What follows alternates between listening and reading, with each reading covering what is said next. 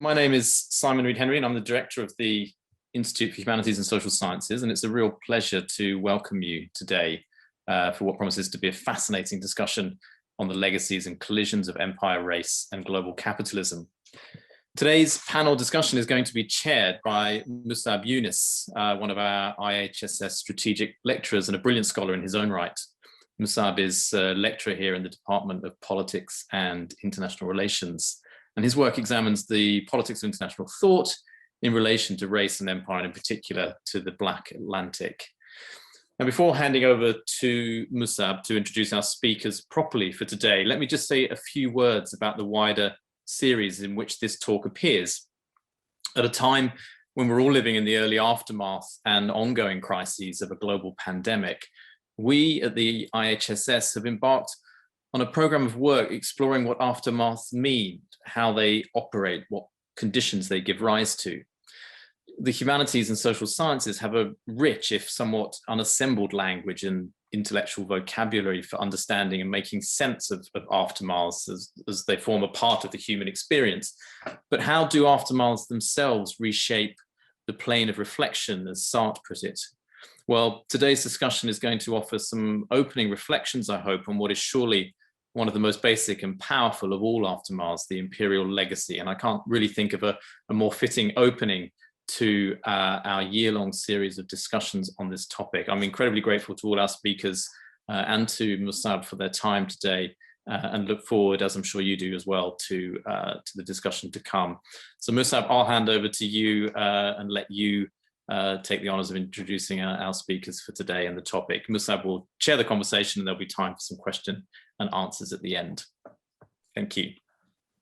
Great, thank you so much, Simon. And I just want to first off say a huge thanks to Anna Bonham and June Ride for organizing this event and really putting it together. And it's been really, without them, we wouldn't be here today. So really grateful for them, for their work. Today, we're going to be talking about this book, Empire's Endgame, which is an intervention in debates around racial capitalism and political crisis in Britain. And I think the first thing to say is, unusually, this is a collectively authored book. It's not an edited collection. It's a book that's been collectively written by a group of 8 scholars, most of whom are here today, and we're very privileged to have them all here today with us to talk about the book. I read the book yesterday, and it's a really ranging and powerful contribution, I think, to thinking about race in contemporary Britain. The topics range from grooming gangs to knife crime to Enoch Powell, militarization, all the way through to COVID-19. At the same time as it being extremely wide-ranging, it's a really accessible text. It's both rigorous and readable, and I think I want to just commend the authors for achieving that with this. It's clearly, as a text, been enriched by conversations that have happened between the authors, and I think that that's clearly part of the collective writing process that is very impressive, and maybe that's something we can talk about as we go on. So I'm just going to briefly introduce the speakers, and then I'm going to put a question to each of them. And meanwhile, as we talk, for all the attendees who are here, please at any point feel free to type a question into the chat. And then once we're done with the initial round of questions, I'll move on to the Q&A from the audience. So we have with us today Gargi Bhattacharya, Professor of Sociology at the University of East London, Adam Elliott Cooper, Research Associate at the University of Greenwich, Keram Nishancholu, Senior Lecturer in International Relations at SOAS University, Dalia Gebrel, a PhD candidate at the LSE, and Kojo Kuram, Lecturer in Law at Birkbeck School of Law, University of London. So I wanted to start maybe, Adam, with you.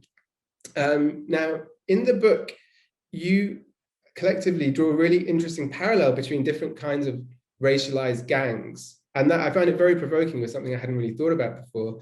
On the one hand, the criminal gang, which is connected to this idea of Black criminality. And on the other hand, the grooming gang, which is connected to this idea of Muslim and Asian sexual perversion, right? All of this is obviously in inverted commas. So what is the connection between these two types of gang, and how can we think about them both as what you call in the book racialized folk devils? That's a really great question. Thanks so much, Musab, for organising today, and for also your contributions and help with the earlier stages of this project. So I think there's a couple of things that are really interesting about the term gang and how it's used to reproduce different forms of racism. One of them, I think, is historical. The fact that the term gang, although it begins to be used in Britain in the 18th and 19th centuries to refer to groups of young working class people in urban areas of the country, you begin to see it used a great deal in Britain's colonies, particularly towards the end of colonization. And it's used in places like Southeast Asia, so Malaya, to identify so-called communist terror gangs. It's used in Kenya to identify terror gangs of people in Kenya. So we see it being used by Britain in many of its colonies to effectively not simply dehumanize groups of people resisting British colonial rule, but also to delegitimize these forms of struggle and popular uprisings and guerrilla warfare. And there was a really quite concerted and intentional effort to not refer to people engaging in anti-colonial struggles as soldiers or as armies or as or even as insurgents, right? Because this was considered to be too legitimizing. So we see this history of the way in which the term gang has been used through these forms of racial governance through periods of colonization. But I think what's also important about the term gang is that it's used in a very explicitly racialized way in 21st century Britain. Right? We're very accustomed to racist language being cloaked and veiled, and racial metonyms being used because overt racist language is considered to be crass or not politically correct and things like that. But when it comes to the word gang, we see the mobilization of quite overt racial language, right? So for instance, whether we think of Trident's Gang Command, which is the police unit which was responsible for the killing of Mark Duggan in 2011, when that was set up in the mid-2000s, it was explicitly set up to target so-called black on black violence in the African Caribbean community in Britain. If such a coherent thing can be said to exist. And so we see here very overt racial language being used in the context of the gang. And I think it's the gang that kind of enables this, this use of overt racial language. And of course, as you mentioned already, we also see it being identified to so-called Pakistani grooming gangs. And again, we see very overt racial language being used rather than the kind of racial signifiers that we might be more familiar with. And the other thing that I think is quite interesting about it is that we also see it being something quite specifically gendered in important ways. One, of course, as you mentioned, the use of the mobilization of the idea of Muslim men or Pakistani men being sexual predators, and this being a very kind of gendered trope where this kind of patriarchal state needs to step in and deal with these outsider people who have brought this very non-British pattern of abuse to British shores. But we also see it in terms of the so-called knife crime gangs associated with black communities, where the purported failings of the black family headed by single mothers are also leading to and contributing to this particular problem of gangs. And it's something I've also seen, I think other people have seen it as well in quite interesting ways, in the manner in which institutions like the Home Office address the purported problem of gangs. I've spoken to a lot of youth workers who say they have training with the Home Office to do their anti-gangs training, and they're in the same training centre as people doing prevent training and people doing people trafficking, anti-people trafficking training. And both prevent and the anti-knife crime and people trafficking all seek to led by the Home Office, all seek to help equip its practitioners or its learners to identify grooming. Right? They're saying that gangs who are involved in the proliferation of drugs, they groom young people. People involved in so-called violent extremism, they groom young people. And so again, we see this discourse of grooming not being confined to one of these specific gangs, but again, seeping into all of these different kind of manifestations of the gang. And I think the other thing that's interesting and important about it is that it mobilizes certain forms of nationalism, including sections of the far right. Right? So we know that there was a lot of far right mobilization around the so-called grooming gangs in parts of the north of England, but other parts of England as well. And we also see this being mobilized in less explicit ways as we probably saw in the 1970s, where the far rights talked about, you know, stop the muggers when they wanted to talk about resisting black people. But you do still see those kinds of things being articulated, particularly following the 2011 riots and the way in which groups like the English Defence League mobilised in order to try to defend Britain from quote unquote gangs. And we also saw it in less explicit ways, I think, during the far right's resistance to the Black Lives Matter mobilisations in 2020. And the final thing I'll say about it, and this is really crucial, is that it's also been a really vital tool for the government in its expansion of police and prison power.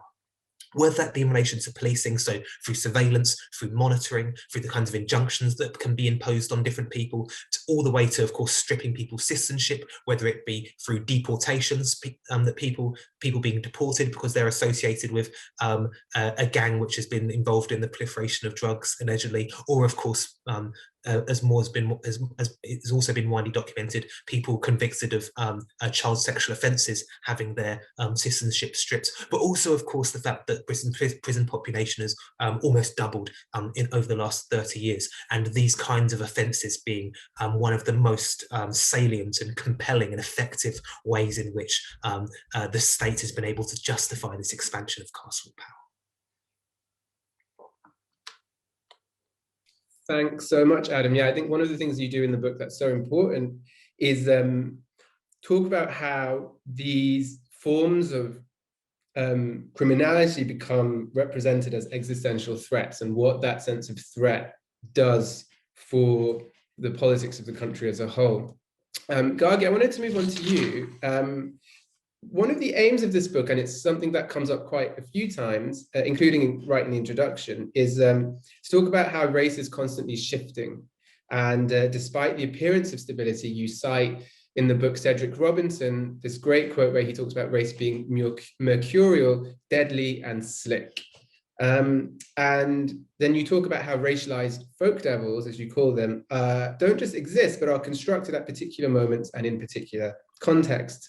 And at times explicitly, you counterpose this to a view of race which is more static and potentially more interested in questions of representation. So could you say something about why should we see race as shifting and always under construction, and how does that better help us to understand how race and racism work in contemporary Britain? No, absolutely. And as always, it's hard to know who's in the room. It's always hard to know who's in the room, even if you're in the room, isn't it? And now we're not even in the room. I cannot see. So I don't know if half of this room is people we know already who work in our field or not. So forgive me if I kind of say things that we all work on all together. But I think for people who don't work on race, it's kind of important to understand that most people who do scholarly work on race in this country and globally think that race is a thing you do, is a process, is a technique, is not a kind of static attribute that emanates from the body. And I really apologise if everyone in the room already works in our field, and then I'm just embarrassed. But because people who don't work in our field still have that misapprehension, it's worth saying it again. So if you think of race as kind of a social relation, but also a technique of power, kind of system of signification, all these things mapping on top of each other, it's interesting to see how that set of practices and significations is used differently by different actors. And I have been trying to say in some other talks we've been giving about the book that our project was to try and understand what the state is trying to do. That's not the same as saying that what the state is trying to do absolutely works, that what the state is trying to do just kind of envelops all of our heads and there's no resistance. But it's still quite a tricky task at a moment of multiple crisis to even understand what is it that the state thinks it's trying to do. And one of the things that we were trying to map is this quite variegated use of racializing technique, which, as Adam says, these interlocking kind of machineries, but which are not the same machinery. So they have their own kinds of logics and histories, but then they lock onto each other to create this sense that state racism is a good and effective and familiar response to a moment of actual crisis for many, regardless of how they're positioned within the train of race. So that's worth knowing, because it makes you do something differently with your anti-racism and your progressive politics. But it's also, we tried to mute all of this. I always think you shouldn't have too much stuff about your irritation, but we were, all of us, in different degrees, I think, irritated by how much of the talk about race in this country has been taken over by a kind of very shallow identitarianism, including by people who are on our side, people who really want to fight racism, have become, through a whole range of historical forces, temporarily addicted to the idea that my race is given at birth, it's absolutely static, it's my talisman that I must defend to the hilt, and that how I organise depends on finding people who hold the same talisman or don't. That model of understanding how racism works and how we mobilise it against it is really one of the questions for all of us. And I think the book tries to say, let's not start the question there about who is in and who is out. Let's start from what the powerful do to us to make us racialized in this variegated and changing way. And I hope that was something like an answer to your question. Yeah, it definitely was. Thanks, Gargi. I really like the phrase variegated use of racializing techniques. I think that we could all do well to try and apply that when we think about state practice. So Koji, I wanted to move to you next, if that's okay. There's a really interesting chapter in the book titled Nationalist Convulsions. And this chapter talks about the role of powerlism in constructing an idea of who does and doesn't belong to the British nation. And in the book, you use that analysis to criticize what you call the quest for a progressive nationalism. So could you say something about how you see Powell's arguments as being influential in contemporary politics, and why do you think that matters for building a progressive politics? Brilliant. Thank you, Musab. And first of all, thank you to all of my other co-authors who've already spoken, and also the ones who haven't joined us today. I just want to also shout them out as well. So Sita Balani and Nadine El-Nani, Luke Denarona. What we really wanted to do with engaging with the legacy of Powell, I think, is to kind of take seriously one of the labels that was given to him in his obituary, which is in the Sunday Times after he passes, is that he would be the politician, the British politician from the 20th century whose legacy would shine larger than anyone outside of Winston Churchill. And I think that in the contemporary moment, there's an interesting kind of synergy in the way that their different legacies are being mobilized. And I think that what we are doing when we have to take seriously the question of Powell and what that does to the framing of nationalism, both in its kind of regressive or supposedly progressive instantiation, is to recognize that this is somebody who was really central to the British political class in that post-war, post-imperial moment. Powell is often kind of bracketed with, the more marginal kind of figures of the far right, a Mosley or even a Farage to this day, who, whilst being influential in the discourse, were never a kind of prime minister in waiting, as Powell was kind of labeled as, or were never, right to the heart of multiple conservative governments. And I think that, as well as his position in terms of the political machinery of the United Kingdom, Powell really has an impact and a legacy in terms of framing the nation's collective understanding of its relationship to empire. Here we're talking about a figure who was so enamored with his time when he was stationed in India that he is reported by his biographers as weeping profusely at the day of the kind of Indian independence, walking around the streets of London forlorn. And then a couple of decades later, we have him with the Rivers of Blood speech, reimagining the British nation in a way that completely divorces it from its entire imperial history. In fact, insists upon the imperial history as something that had no impact on the actual British metropole in itself in any way. This is really fascinating when you read some of his kind of wider writings on kind of British nationhood. He starts to write in not just romantic, but almost kind of mythological terms. It starts to sound a bit like J.R.R. Tolkien, when he starts talking about like how the British Constitution is like weaved in the village meadows and is like saturated within the rivers of the country.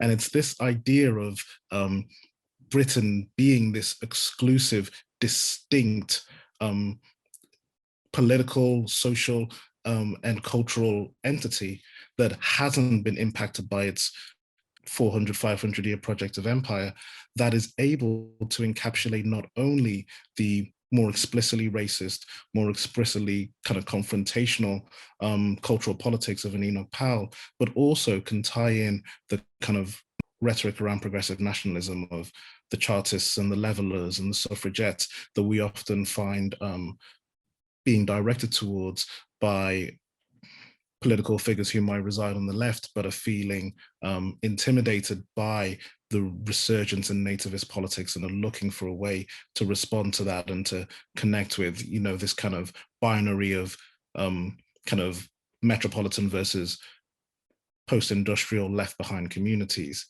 And one of the dangers I think of that, and I think we try to speak to within this collective project, is that by reinforcing this nationalist framing of working class struggle, you actually facilitate the ambitions of global capital, which Powell was very much tuned into, of bracketing off the working class into its distinct national silos, which can then be pitted against each other and can allow for the unevenness that's essential for kind of maximal capital accumulation.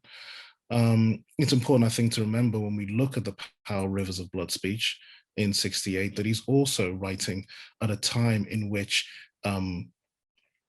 global capitalism is looking for a reboot in being able to construct an architecture of kind of free movement of capital across the borders and the ability to have that kind of increased capital accumulation, the neoliberal revolution, as we like to call it, in, you know, kind of law, political economy, and those other disciplines. I think we often forget that just a few months after Powell speaks at the Birmingham City Conference in terms of the Rivers of Blood speech, he's at the Mont Pelerin Society, you know, where he was a member along with all the other leading lights of the Institute of Economic Affairs, and Powell was seen by Friedrich Hayek as being Britain's last hope. And he's speaking there about the free movement across borders, but not the free movement of people, which he obviously is opposing with Rivers of Blood, but the free movement of capital. And I think that tying into ideas of progressive nationalism blocks off our ability to respond to that other side of the Powellist argument, that the economic side of it, which wants the kind of fixed nation states and the free movement of capital between those nation states. I think by only pushing forward this kind of progressive nationalist rhetoric around the Chartists or the Levelers or the Diggers, which, significant though they might be, blocks off the ability for us to see other anti-imperial struggles that occurred within the jurisdiction of Britain over the centuries. We might think of the Sam Sharp Revolution, we might think of the Mau Mau Rebellion. All of these moments are also moments of political struggle that should be inspiring towards any progressive movements today, and they can't really be interpolated within a kind of, ideology of progressive nationalism. And so we just wanted to kind of speak against that. Thanks, Kojo. Yeah, I think it's one of the really important, to me, provocations of the book is looking at how Powellism creates a kind of vision of a bordered United Kingdom Britain that then continues to be embodied even in forms of nationalism which see themselves as progressive and on the left. And it's a very provocative connection between Powellism and later iterations of things like what we might call Blue Labour. Kiram, I wanted to move to you and talking about there's a chapter in the book where you all discuss the militarization of everyday life in Britain. And you mentioned in particular the Stansted 15 protesters who were convicted of a terrorism offence, which was later overturned on appeal for trying to stop an aircraft being used to deport people. As you say, this case shows how the terrorism net has been cast ever wider. And so at the same time as you talk about that case, you also mention in another chapter, you talk quite a lot about knife crime, and you talk about how knife crime isn't just this objective phenomenon, but it's a constructed category of crime that requires new forms of policing. So could you say something about these new categories of criminality and their evolution and expansion, and why that's important? Yeah, sure. Firstly, just wanted to say thank you to everyone who's made this event happen. But also I want to say I'm especially grateful for being able to be in conversation with you, Musab, because as you know, but others in the room may not know, we were in conversation with you at the very beginning of the process of writing the book as well. So it's a really nice sort of like, I guess, to come full circle and come back to these conversations with you specifically. But yeah, I think the question that you pose is really important and timely given our current moment. The government, as we know, are trying to pass the policing, crime, sentencing and courts bill, which, to borrow the way you phrased it, continues to evolve and expand the categories of criminality. So I guess a basic premise of this evolution and expansion of crime, or the formulation of specific crimes, is that these aren't pre-given or natural categories, but they're made, they're constructed, and therefore always an articulation of a specific political purpose or political project. So in the book, we're really trying to demonstrate how a focus on crime and the way in which crime is understood, what that can tell us about our current political moment and current political projects, especially in relation to the state. So there's three, maybe four things that I've noted down that I think are happening when we're talking about crime in the book. Firstly, the redefinitions and categorizations of what is criminal is productive also of who is criminal, and therefore who is in need of surveilling, policing, punishment, and on the other hand, who is in need of protecting. So crime and criminality in this respect is a problematization in that sort of Foucauldian sense. It's the identification and production of a problem which requires a response. When the problematization is crime, the response is more policing, more surveillance, harsher sentencing, more incarceration, and so on. Secondly, in these divisions created between threats, criminal threats on the one hand, and those in need of protection on the other, certain categories of crime driven by the state, the media, public discourse are productive of race itself.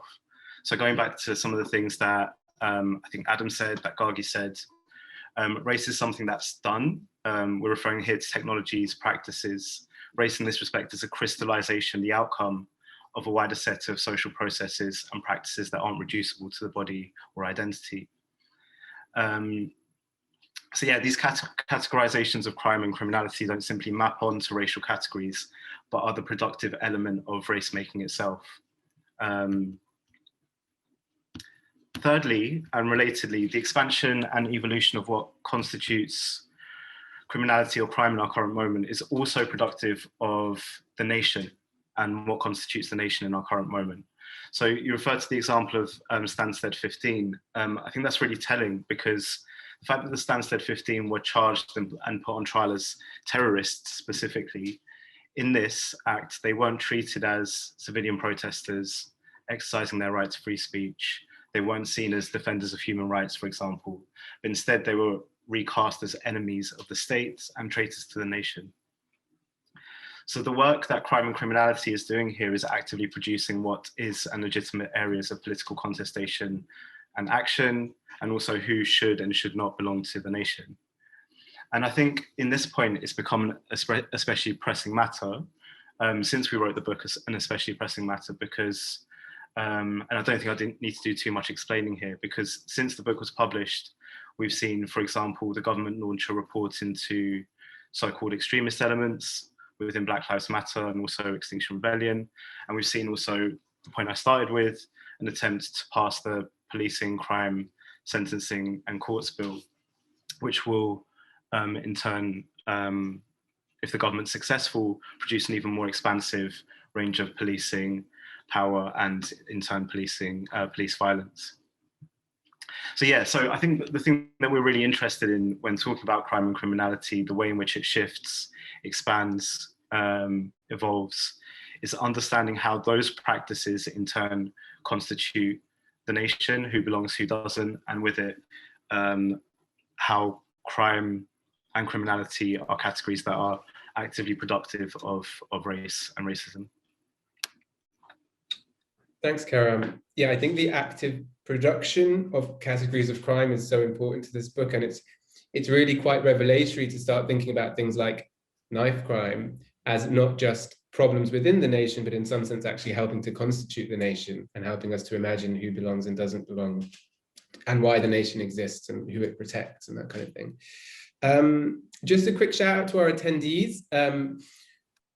Feel free at any point, there's a Q&A function where you can type questions in. Feel free to start typing those in whenever. Once we're done with the first round, I'm going to open up to questions from the audience, but you can type those in at any time, and then I will sift through those and put questions to the panel. My final question for this initial round is to Dalia. So this book is about race, but it also doesn't neglect gender. And in fact, there's 3 chapters which describe how the idea of a state patriarch helps us to think about acquiescence to authority, concerns around grooming, and with specific reference to Boris Johnson, the insidious role of the buffoon, what you call the, quote, the familiar irreverent man-child remade for our political times. So could you say something about this concept of the state patriarch that you use in the book and how it helps us to think about gender in relation to race? Yeah, thank you so much. And I think that much of this dovetails with what Karam has just said about how the categorization of certain forms of harm, or sometimes not even harm, as crime is both racially and nationally productive, is very much part of this conversation. So a key case study that we draw upon in the book is the grooming gangs case study, because it tells us such a huge amount about how racial, sexual, and gendered politics work together to lay the groundwork for what Gargi often calls, the theatre of state violence, the theatre of state strength.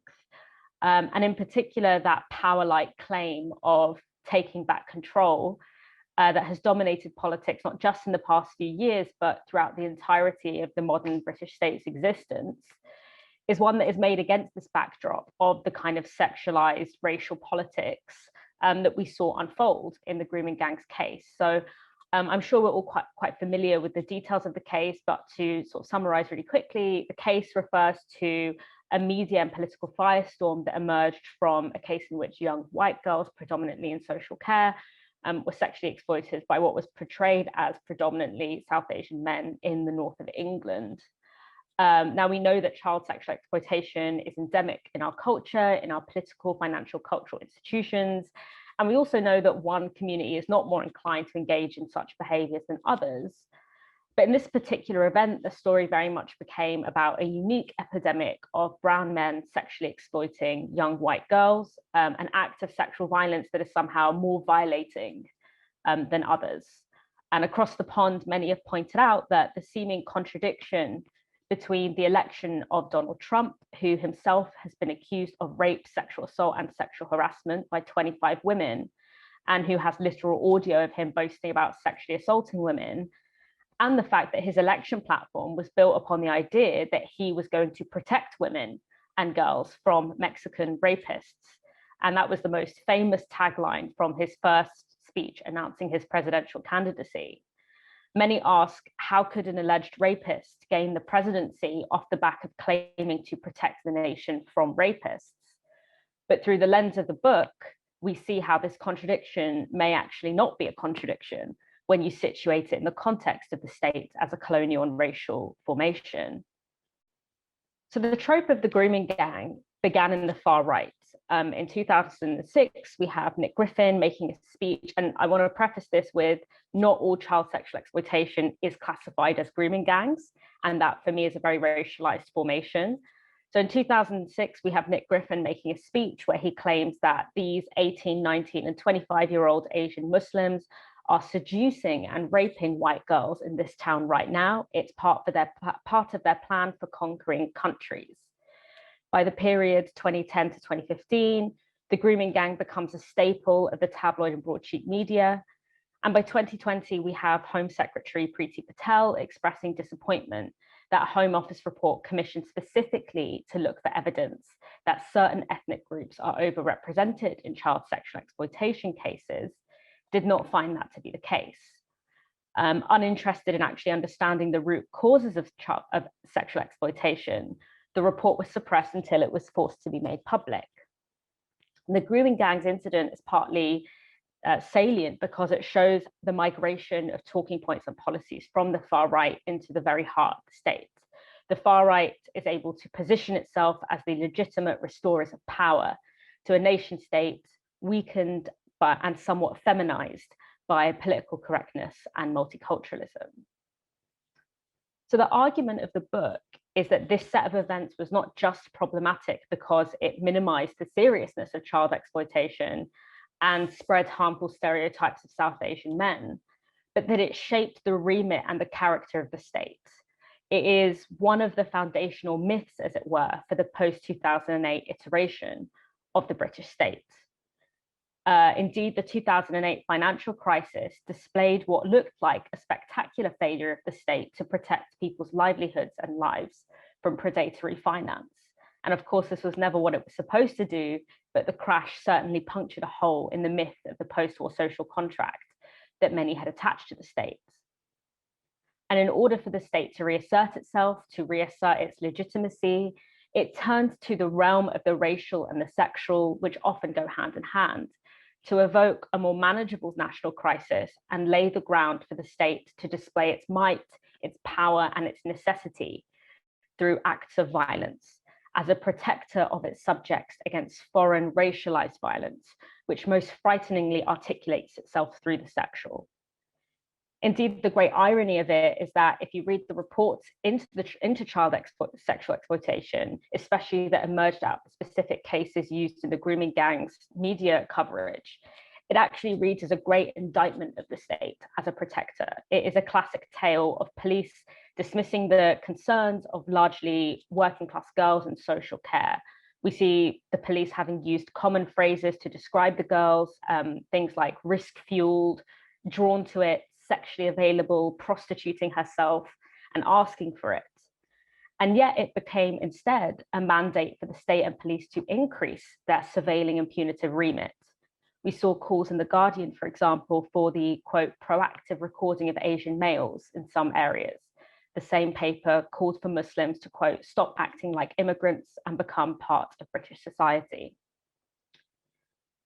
So fundamentally, the affective economies surrounding these incidents are built around anger towards what is perceived as a weak nation that leaves its subjects vulnerable to the threat of a sexualized racial other.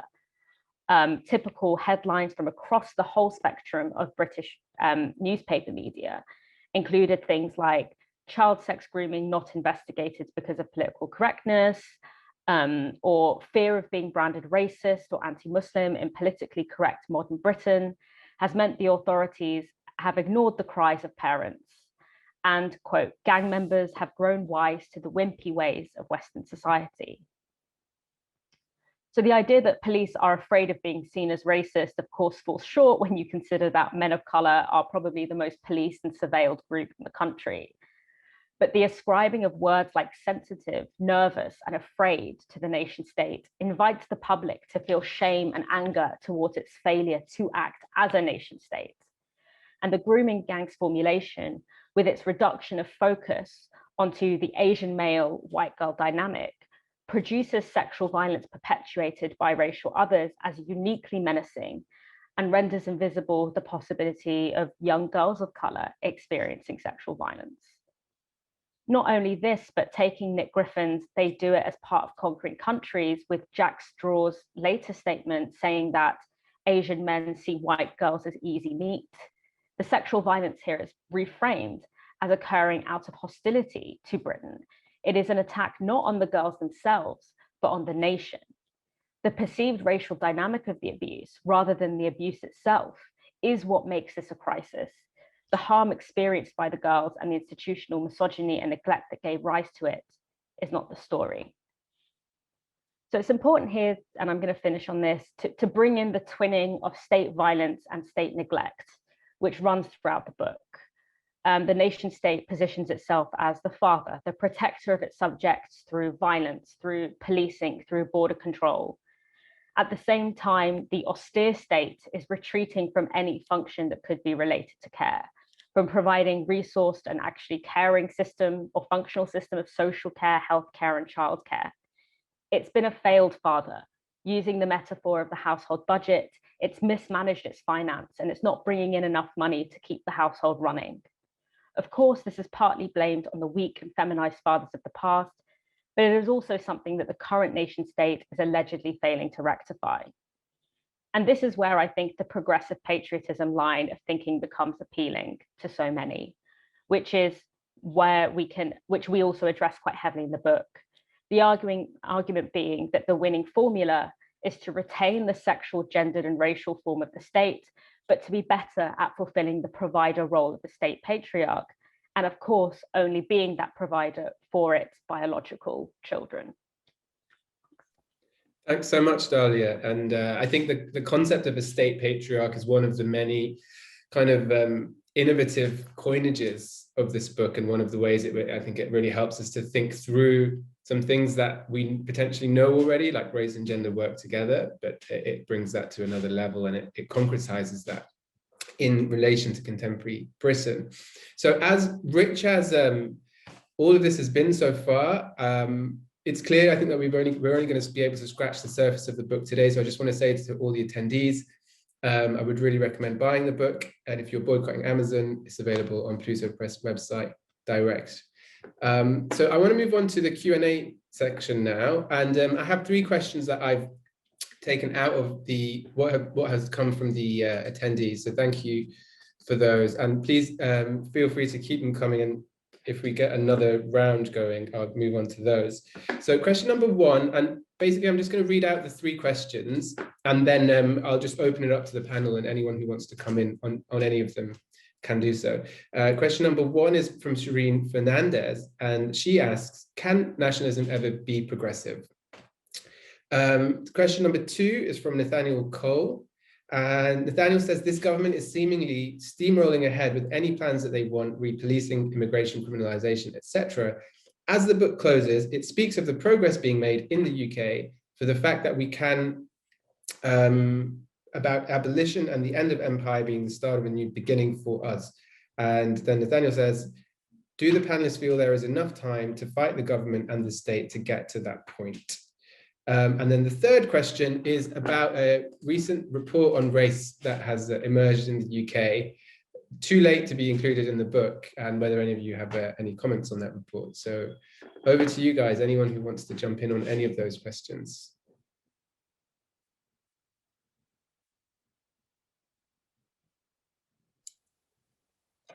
I'm happy to start off on the second question on abolition.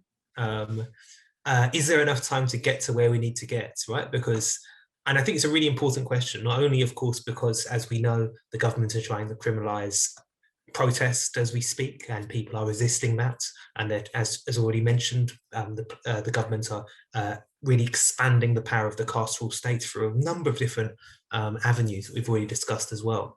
But also one thing we haven't, of course, also mentioned is the climate crisis and the way in which abolitionist politics are fundamentally anti-capitalist as well, and are seeking to remake not only our relationship with the state as it currently exists, but also our relationship with the environment, which is also a hugely urgent crisis for which time is also ticking.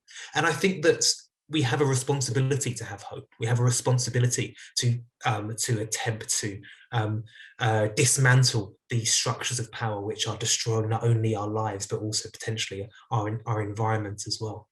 And I think that I'm heartened by the fact that we're currently in the midst of possibly the second or third big protest movement since the pandemic has begun, from Black Lives Matter to the XR rebellions and to the Kill the Bill and the Sarah Everett protests. And these aren't being compartmentalized necessarily as being different struggles for identity issues, but are being really powerfully defined as a politics of abolition through these different avenues. And I think appreciating the way in which abolition has become centre stage for grassroots politics over the past couple of years, I think gains a I think is something really, really positive and hopeful for us getting the kinds of changes we need in time. Great, thanks, Adam. Karam, you have your hand up. Would you like to jump in on the questions? Yeah, and really briefly, I think, to connect it to the question about the Sewell report as well, because I think one thing that's interesting is the sort of the simultaneity of the Sewell report with the crime policing sentencing courts bill, and the way in which contestations over the bill on the streets sort of being at the forefront of political mobilizations that are criticizing the state, way outstripping the sort of discursive framing of the Sewell report itself, is I think a really sort of, I think strikes me personally as a source of hope, in the sense that people are concerning themselves. People are obviously concerned with the Sewell report, but the real sort of sharp end of struggle is on the streets against the bill. And I think that indicates the possibilities of new possibilities of more radical forms of politics that seek to directly challenge the practices of the state, the material practices of the state, and also, I guess, in ways that I found really interesting, increasingly popularize a politics of abolition. I think those possibilities are quite new and exciting, and things that we should be hopeful of and also supportive of and do our best to build around. Great, thanks so much, Karen. Would anyone else on the panel like to comment specifically on either the Sewell report or the question about whether there can be a progressive nationalism? Gargi.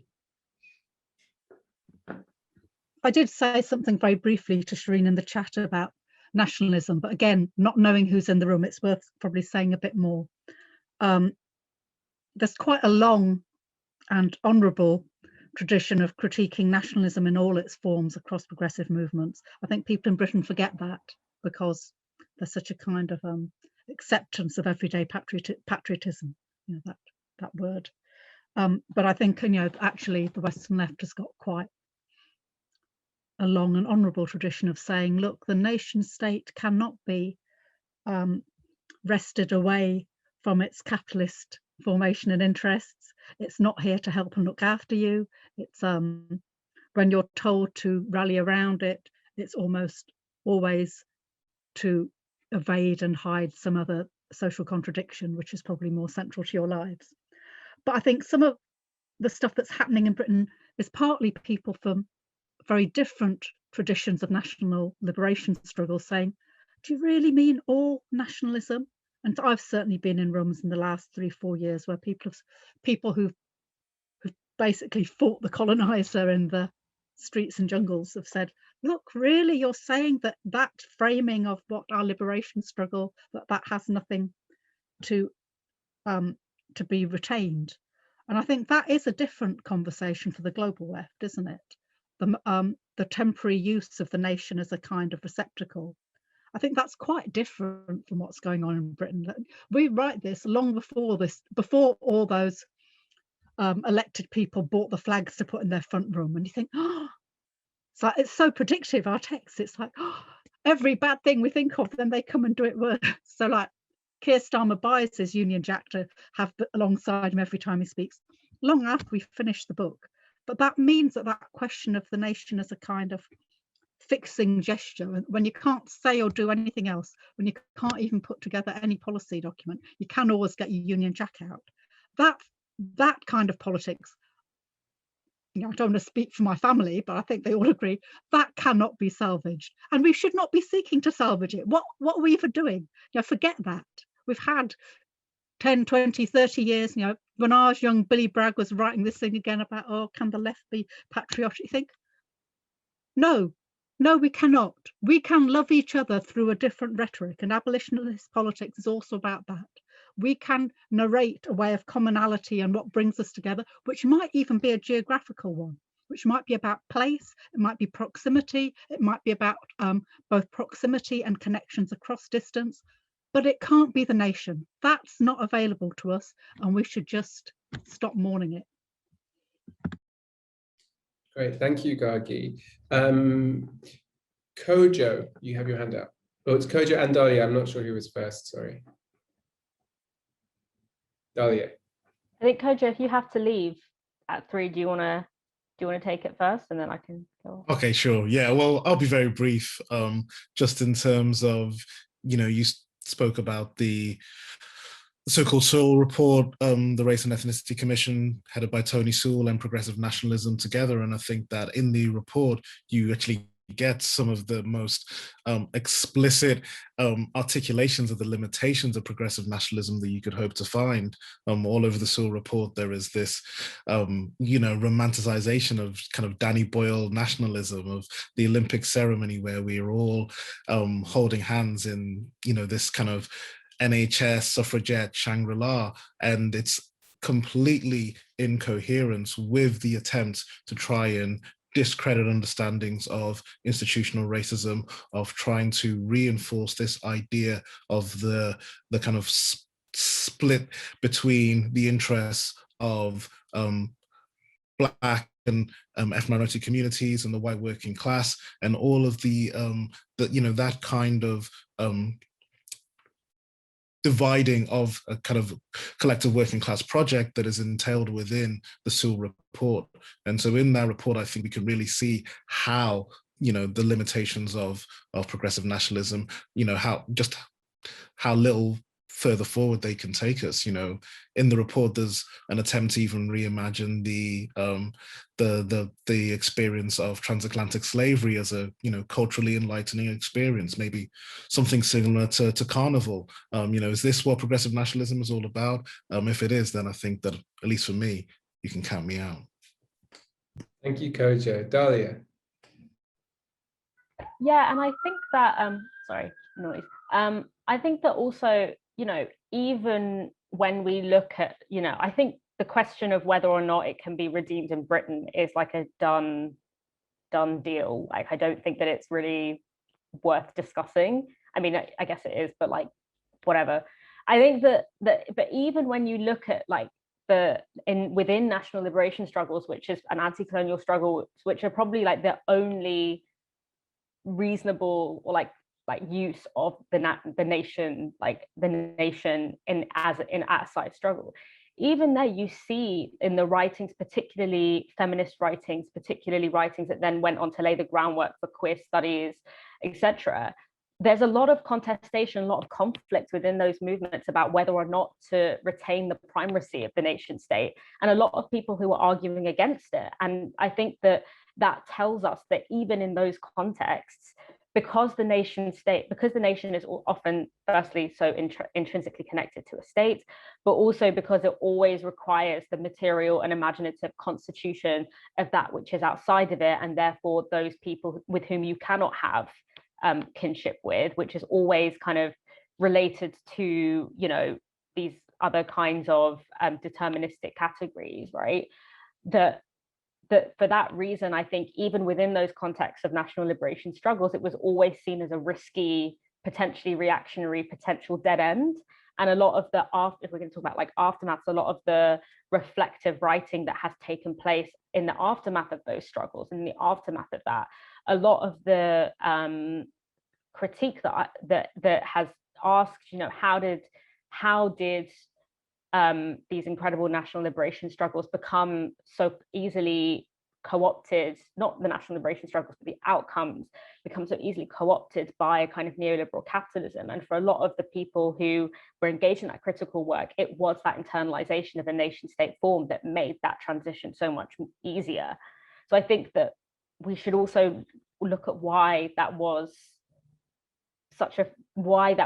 also brought to the attention at the time when these struggles were happening, which were the only possible context in which I could agree with the nation state being the prime unit of change. And that actually I would completely agree with Gargi that we need to radically reformulate ideas of kinship and even ideas of sovereignty and self-determination that do not rely on the category of the nation or its related nation state. I don't know if that was like really mumbled, but yeah, that was what I wanted to say. Thank you so much, Dahlia. And I think we're going to have to wrap up because we're coming to the end of our allocated hour. just to say to people in the chat who've asked about whether this is going to be recorded, it is being recorded. And so for those of you who want to go back and reflect on anything that's been said, or if you've missed anything, don't worry. The other thing is that I really hope that this is just the start of a conversation that keeps going in different places and in different ways. And, you know, we've only been able to broach a number of very complex and rich topics here. So I really hope that this continues. Just wanted to say thank you again to the co-organizers of this event, Simon, Anna, and June, and thank you to the panelists for being here and for your collectively written book. I just wanted to end with a phrase from the book that I found powerful. You say that the choice of writing this collectively was deliberately made against, quote, a landscape of personal brands and an academic culture that values celebrity over collaboration. And I just want to underline that. I think that it's something that you've achieved in this text and you're achieving now as you come and speak about this work collectively. So thank you all again for coming. Thanks to our attendees. I'm sorry we didn't get to do all of the questions, but as I said, looking forward to continuing this conversation in other places and other forms. So yeah, thanks.